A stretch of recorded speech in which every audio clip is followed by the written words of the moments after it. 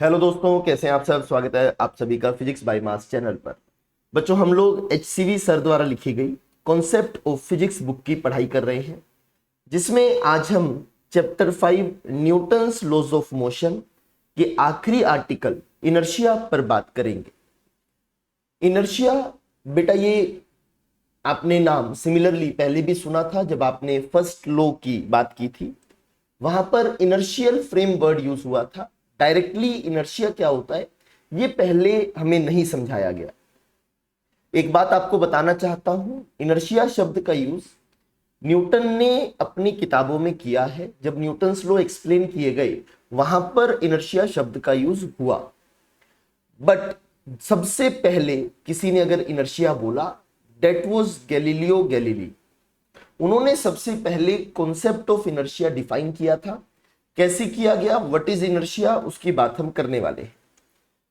A particle is accelerated in an inertial frame if and only if a resultant force acts on it. बिल्कुल सही बात है कि अगर नेट फोर्स लग रहा होगा तभी मोशन चेंज हो पाएगा, दैट इज बॉडी एक्सेलरेटेड होगी। बट ये सिर्फ कहां से, इनर्शियल फ्रेम से।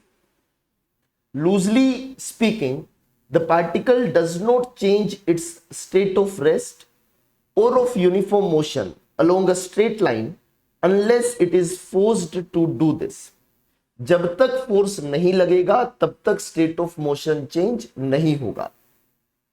This unwillingness of a particle to change its state of rest or of uniform motion along a straight line is called inertia. मतलब कोई भी पार्टिकल अगर रुका है तो रुका रहना चाहता है, कांस्टेंट वेलोसिटी से चल रहा है तो वैसा ही चलना चाहता है। अपने मोशन में किसी भी तरह का चेंज पार्टिकल नहीं चाहता।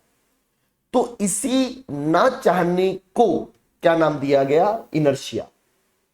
We can understand the property of inertia in more precise terms as follows. If equal forces are applied on two particles in general, the acceleration of the particles will be different. Same force से different acceleration produce होगा, क्योंकि हमें पता है force बराबर mass into acceleration होता है।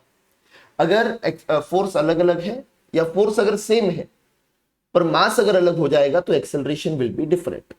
The property of a particle to allow a small acceleration is called inertia. कि सडन चेंज ना हो, कौन रोक रहा है इस चेंज को, that is inertia. It is clear that larger the mass of a particle, smaller will be the acceleration and hence larger will be the inertia. जितना बड़ा मास उतना कम एक्सेलरेशन, और जितना कम एक्सेलरेशन उतना ही ज्यादा इनर्शिया, उतना ही unwillingness to change the motion. तो बेसिकली मास ही क्वांटाइजेशन है किसका, इनर्शिया। अगर आपको पता करना है कहां इनर्शिया ज्यादा है तो पता करें कहां पर मास ज्यादा है, आपका काम हो जाएगा। उम्मीद करता हूं बच्चों आपको अच्छे से इनर्शिया का कंसेप्ट क्लियर हो चुका होगा। इसके आगे की कहानी अगले चैप्टर से हम शुरू करेंगे। आज हमने 5th chapter Newton's laws of motion complete कर लिया है।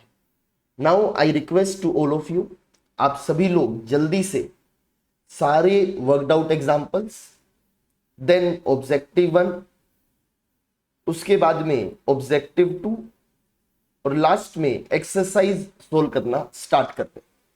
सीक्वेंस में चलें, चीजों को अच्छे से समझें।